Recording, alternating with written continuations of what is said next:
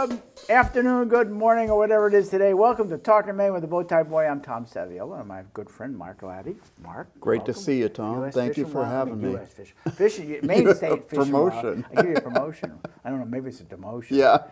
Thanks for coming on. Oh, it's great to be We here. were just laughing. I said, you know, on Facebook, I see you're from Strong. And first I thought, oh, he's been hacked.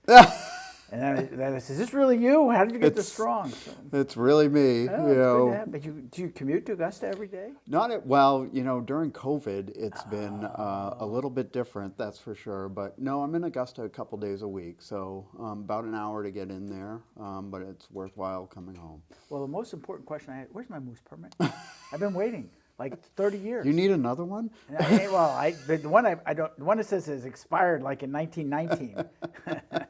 I'll put you on my list. I'll put you on the list. Well, let's just start with that. The moose population. There was we increased the number of licenses this year, but yet they said the kill was down, the harvest was down. Yeah. What happened? What was going on? So it was an odd year. We had some really warm weather, and we had some warm weather during the peak of the hunting season.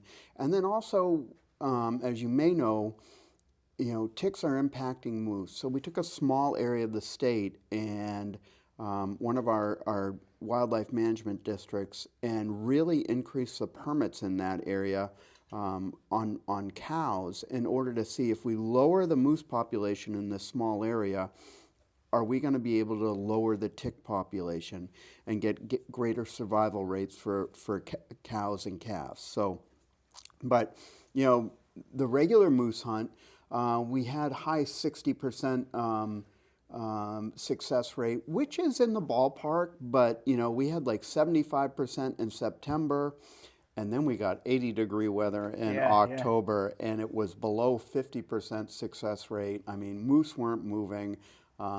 People weren't moving. They were staying in their cars. Doing the roads, and then it went back up in the second part of the hunt. But that warm October, right around Columbus Day, really impacted a lot of hunters. You don't have any results on the tick yet, though? No, so we don't.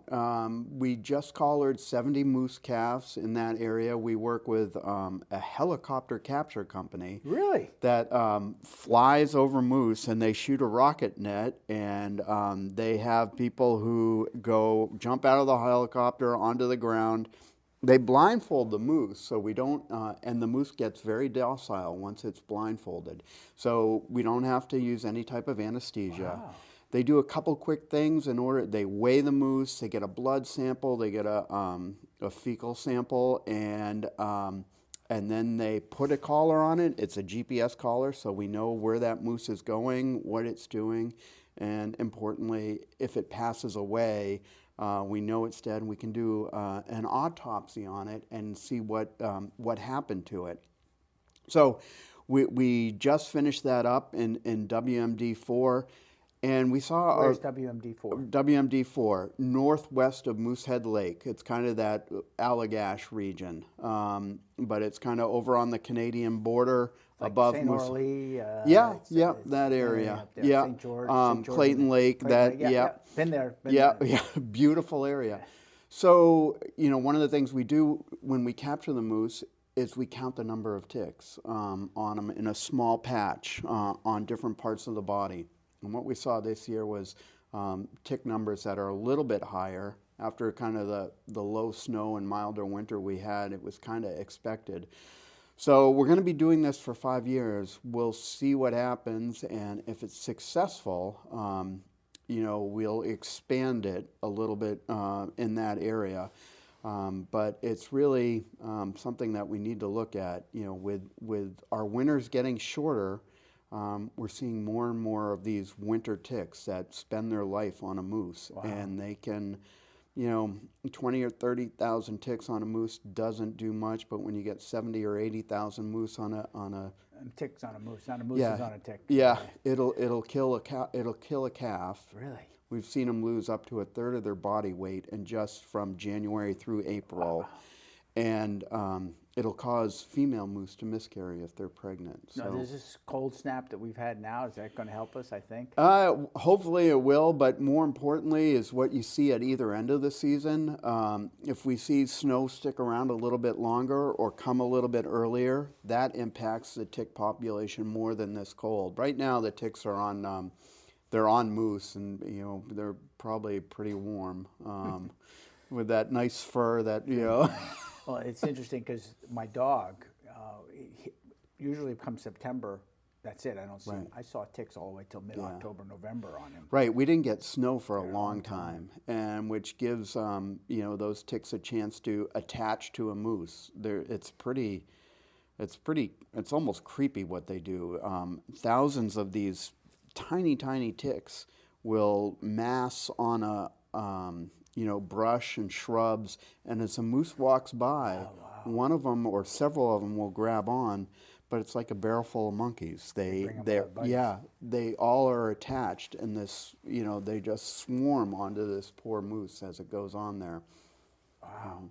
And then the moose will feed on it. The tick will feed on the moose through the winter, and then drop off in the springtime in order to reproduce. And if there's snow on the ground or it's really cold, they'll die. But if the snow is gone and it's warmer, they have a much greater success rate. So that's where we see these shorter winters really impacting Maine's moose population. Wow. That's pretty bad. I mean, George Smith used to talk about the tick population, and I didn't know much about it. It's creepy when you see it. You see a moose where it's been laying, in April, and it's bloody, or in the springtime they rub off their fur trying to get these ticks off. Because they itch probably. Exactly. Yeah. Wow. Wow, that's interesting. So the kill was down. Kill was down. Our population, we're not seeing as many moose in an area like this, but in the core area, once you get, north of Moosehead Lake, which is really that, moose core area for Maine, we've got stable numbers up there. But, what we're seeing is that these ticks can impact, how many, moose calves there are, and how the reproductive rate for a female moose. So as a moose if it survives this, will it get it to a point that it can shake it off then? Or does it go to the older moose, the bigger moose? The ticks? Yes. Well, they'll drop off in the springtime, but they have to watch out, again in the fall, because that next generation of ticks will come on them. And so, we can have multiple years where a cow moose won't have calves if they have a lot of ticks on them. Wow. So how's the deer population? Deer population doing? Deer population is is doing better. Doing better. It's expanding, but not everywhere. As you know, we're at the northern edge of the range for white-tailed deer. So when you get to an area like, Farmington and north of here, you really see the impacts of winter on the deer population. But, overall, we're seeing an increase in the deer population, particularly in southern and central Maine. Even in this area, we issued more any deer permits last year than we normally do because it was a milder winter. And a lot of opportunity. But what we're going to see coming up is some changes in the any deer permit system. There's been a lot of bills in the legislature the past few years to change things a little bit. And the any deer permit system has served us well, but it started in the 80s when there weren't a lot of deer around. Was really dropping off. And bucks only for a while. And so we'd issue very, very few. This year we issued over 100,000 any deer permits, and what we find is people aren't using them. I'm one of those. I know, it's like an insurance policy. Yeah. You apply, you get it, and you go out hunting, and maybe you don't want to end your season early, so you let that doe pass early in the season. And, maybe at the end of the season around Thanksgiving, you'll take that doe. But if you don't, these permits don't get used. So, we issue 8 or 10 permits for one doe to be taken. So it's difficult to manage the deer population. So, the legislature asked us to look at our any deer permit system. And we proposed some changes That'll go before the legislature this year. That'll revamp it, and I think be well received. I think it's going to provide people with more opportunity.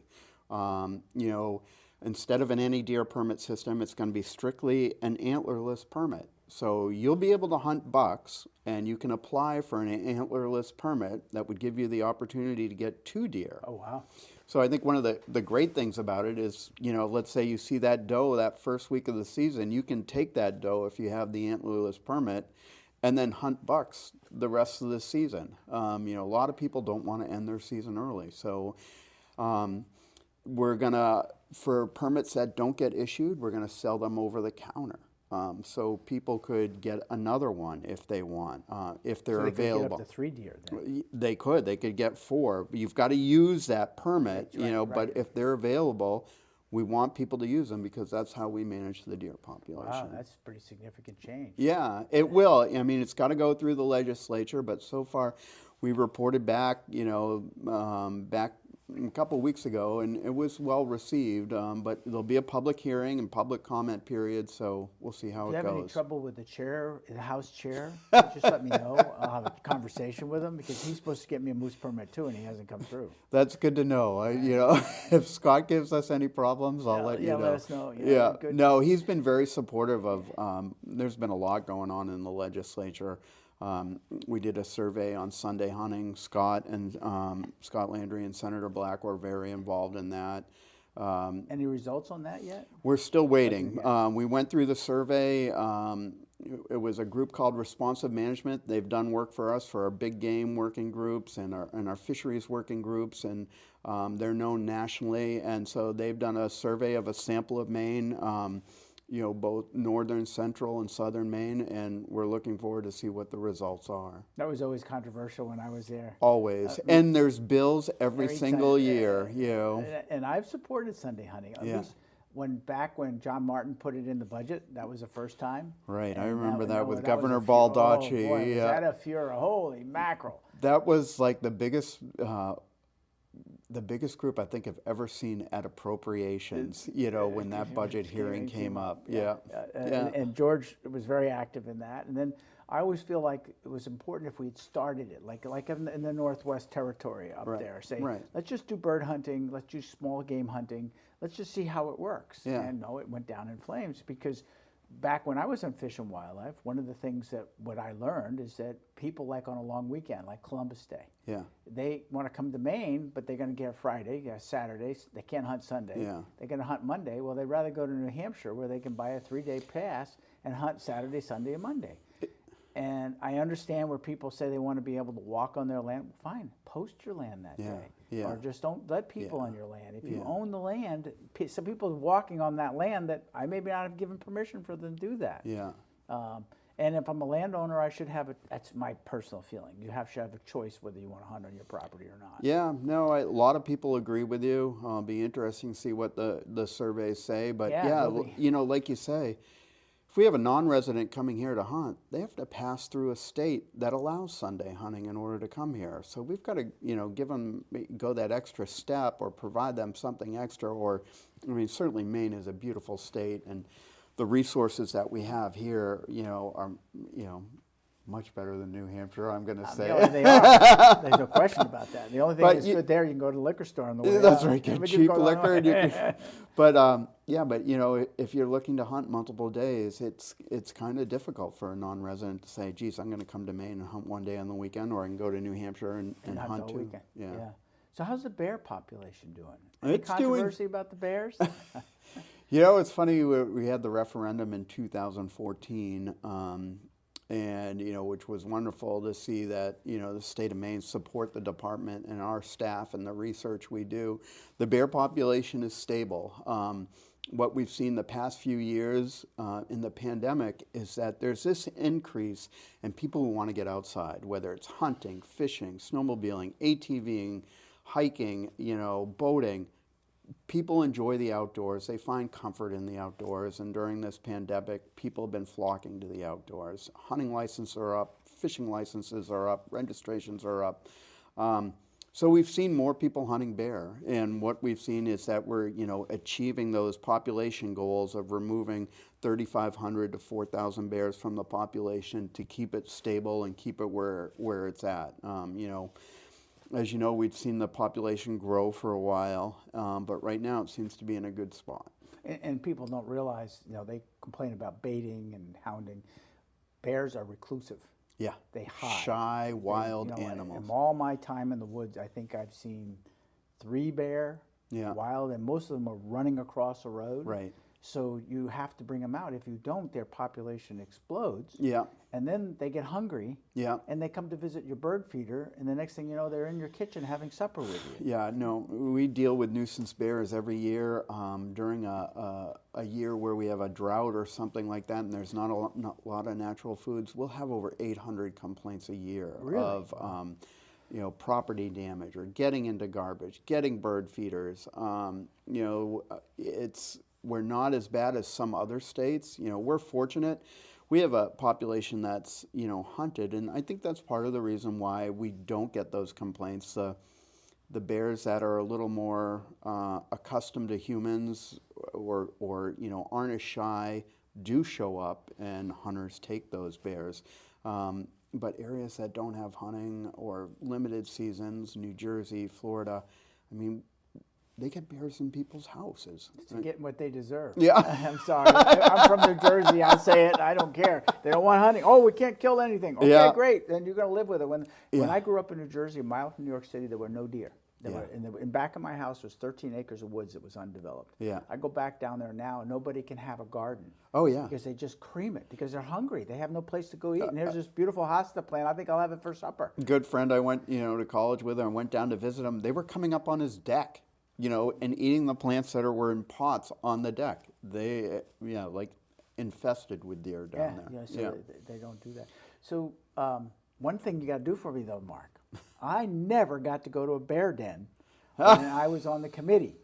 So if the commissioner takes anybody to a bear den, she needs to take a retired senator who never got the opportunity when he was on the Fish and Wildlife. I'll let her know. Let her know. I'll have her put you on the list. Well, maybe she can come and do a show with us sometime in the future. I think that'd be great. She's done one for a while. Yeah, yeah. No, she's done a great job. Yeah. And, one of the things she's been really impressed upon pushing is increased communication from the department, but also reducing barriers and creating opportunities for getting outside. And during this pandemic, for a while we suspended boat registrations. We've had some free fishing weeks. We've expanded opportunities online for, hunter safety. So, getting people outside, it's really been a push of the commissioner, and it's paying off. That's good. And you're right. I hadn't thought about it, that people are discovering the outdoors because that's the safest place you can go. Yeah, safest place you can go. And I enjoy going out, hunting or fishing or hiking. It just, it's good for your physical and mental health. Now, what about those old fishy guys, those old fishery things that run around, trouties and basses and so forth? How are they doing? They're doing great. In this area, we've expanded not a lot of opportunity, but there's more ice fishing opportunity this year. Liz Thorndike, the regional fisheries biologist, had been getting, a lot of requests for more ice fishing. There's not as much in this area as there are in other parts of the state. So she took a long look at all the waters in the area, and waters that had access, waters that were stocked trout fisheries.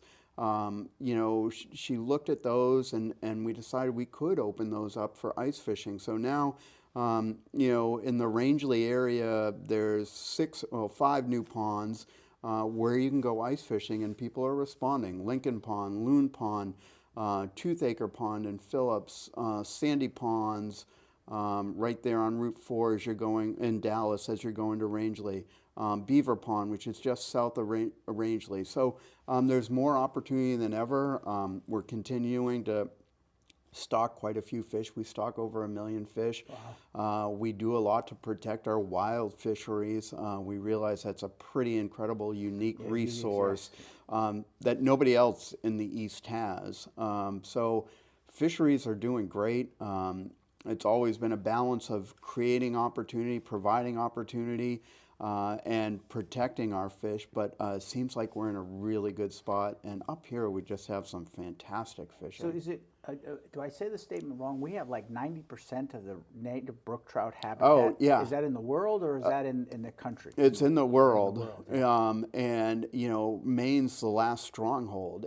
We have so we have like, I think it's over 550 heritage fish waters. These are wild brook trout fisheries that have either never been stocked or haven't been stocked in 25 years. New Hampshire has 16. So we're really blessed, and that doesn't even include all the rivers and streams where you have those wild trout populations where, you throw a fly or dangle a worm and this little brook trout will come charging out after it.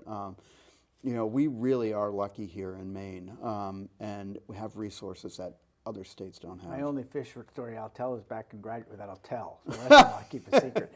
Was when I was a graduate student, I was up in Telos area doing my work, and I found a little stream called Ripagina Stream, and I walked back probably a mile into the woods and found this really beautiful pool. And I could always catch 1 or 2 trout. Well, one day I had a visitor that wanted to go fishing, so I took him back there, but I couldn't find any bait. The night before, there was a big party, and there was a lot of lobster left. So I had been told by my old boss that lobster make great bait. So I took this lobster claw that nobody ate, which I couldn't figure out, broke it open.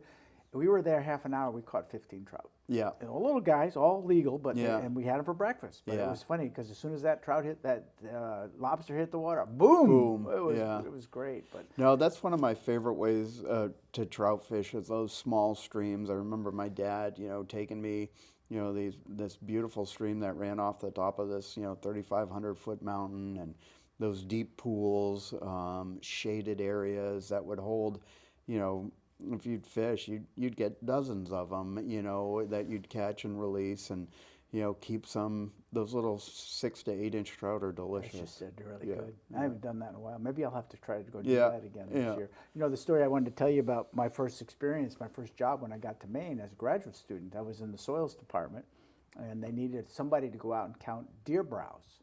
So I went out with this guy, and I learned all about spiny sarsaparilla and a few other things because we had to go to these mini plots and count what browse was living in them.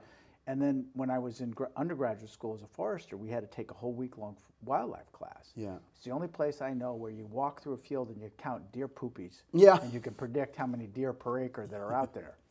So we call all the wildlife guys rabbit sheriffs because they went out and chased those rabbits that were out there. It hasn't changed that much. That's still one way that biologists monitor deer yards.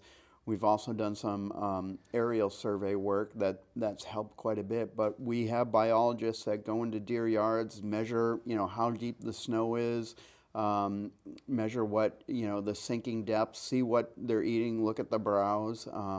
It's one of those things that's essential for managing the deer herd up in this northern part of the state. Another thing you're probably familiar with is the Land for Maine's Future Fund, and Governor Mills was the first governor to inject money in her budget into the Land for Maine's Future Fund, and she just put in $40 million. And yesterday, it was actually 2 days ago, the Land for Maine's Future Board protected an area in Aroostook County. It's a well-known deer yard, but one of the things that Sportsmen's Alliance of Maine and Dave Trahan did was work with the legislature to protect these deer yards and get some money from the Lands for Maine's Future. So that's the first one. We know there'll be more. There'll probably be some in this area, but in this area, the Kennebago River watershed, a big chunk of that was also protected, almost 2,000 acres of the headwaters. And as you know, the Kennebago has a tremendous trout fishery. That river attracts people from all over the state and the Northeast, as well as Kennebago. The pond is also a wonderful place to go fishing. We got a couple minutes, but what are we doing for non-game species? Like the birds, the little bluebirds and the blackbirds and the eagles? One of the things we're doing right now is a wintering bird atlas. And about almost 30 years ago, our department, along with volunteers, cataloged every single bird in the state. But we hadn't done that in nearly 30 years. Wow. So using volunteers, citizen scientists, We've got an array of volunteers across the state that are being led by our staff and some hired staff that are working with us to basically document what we have in Maine, what's changed in the last 30 years, what have we added, what have we lost, what do we need to do a better job taking care of. But that's one of the big projects that's been going on, and it's really going to pay a lot of dividends. Because a lot of people do, like you talked about, going outdoors. They want it. They're bird watchers. Yeah, and part of our, since we don't take very much money, if I remember correctly, from the general fund, but there is some that comes in from the general fund. Yeah. So we really need to address those people that are non-game species, not always totally focus on the game species. Yeah, and game species are the money makers. But they are the money makers, and for a long time they funded our research on a lot of non-game animals. Protection and restoration of the bald eagle is a big one. Is Charlie Todd still working with Charlie retired last year, and talk about oh man, good a walking history book. Charlie was here from the beginning. With eagles were endangered when there was only 30 eagles in the state, and Charlie was a student at the University of Maine and just kind of happened in this job to start, counting eagles and what can we do to protect them. And when he left last year, we have over 750 nesting pairs in the state. We have one of the most robust eagle populations in the country, and a lot of that is to, Charlie Todd, who did a tremendous job. Quick story about Charlie is back when I was with IP, there was the feds felt that our discharge was taking eagle habitat. And we're sitting there saying, how can they? They're all over the place here. So I knew Charlie, and I called him up, and I said, Charlie, what's going on? He said, Tom, we don't have money to survey inland. Yeah. Everybody surveys the coast because that's where all the tourists are. Yeah. So I said, if I got some money, would you do a survey? So I IP'd Andy up 10 grand twice. I mean, he never used all of the money. Yeah. And he rented a plane, and he flew over inland portions, and he said, there's all kinds of eagles here. Yeah. And then he told me the story, which I don't know, I still believe him, if I remember correctly, is why we got our eagles back is that we were repatriated by eagles from the south. Yeah. They came up on vacation for the summertime, and the fishing was so good, they moved up here. Some of that, but we also had a stronghold down east. DDT did a number on reproductive rates of eagles. It softened the shells, or they wouldn't even be viable. But down east, where there wasn't as much agriculture, wasn't as much spraying, and they had a food source, coming in, the Bay of Fundy in that area, great tidal areas, lots of fish, abundant fish. There was always a stronghold there, and slowly they moved westward and repopulated the area. So, Mark, we're about to finish. Will you come back on the show? Oh, be this happy is great. to. It flew by. Yeah, it's great. So, and think about, we'll talk about this after, but think about who from the group should come up and... Yeah, no, I think you should definitely have the commissioner, and I think we'll also get a fisheries biologist. I think the local biologists have on here so people can learn a little bit more about the wonderful resources we have here in northern Franklin County. Thanks, Mark. All right. Good to see you. Great to see you, Tom. Don't forget my doe permit, your moose permit, my moose permit, and I want to go see bear den bears. visit. You got it. Thanks for tuning in. We'll see you next time.